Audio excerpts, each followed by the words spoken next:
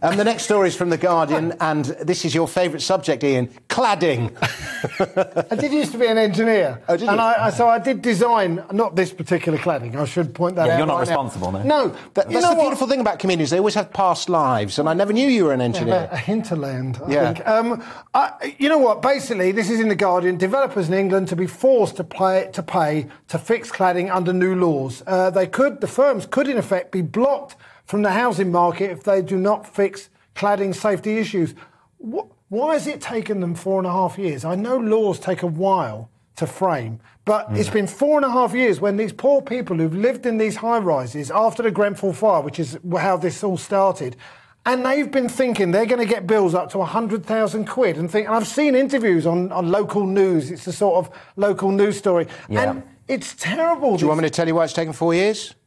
2 reasons. COVID, and the lawyers representing the building companies will have been dragging this out as long as they possibly can. It's disgusting. And, of course, it's disgusting, but that's the reasons why. I think it's interesting as well, because there's a couple of contradictory things in the notes that we've got. The changes would put into law a commitment to protect leaseholders living in these buildings from having to pay anything for the removal of unsafe cladding, and then said that it would hugely reduce invoices. So maybe they are still in for some money. They shouldn't have to pay a penny for this. Of course they should. These places in good faith. Yeah, and there were cases about where cladding, by the way. there were cases of, where there were, like, one guy would only own 25% of the house in one of those joint ownership schemes, but the lease said he was responsible for 100% of the repair costs. All of this stuff, and it's just people not being looked after. I understand the COVID excuse, but the lawyers dragging their feet on the building companies. That's what lawyers do. It's how it works. No, I mean, it's absolutely. I mean, it's a no-brainer for me. It's absolutely right. People's lives have been utterly devastated by this. The sort of fear of having to pay all of this money, and fair play to Michael Gove, really, who was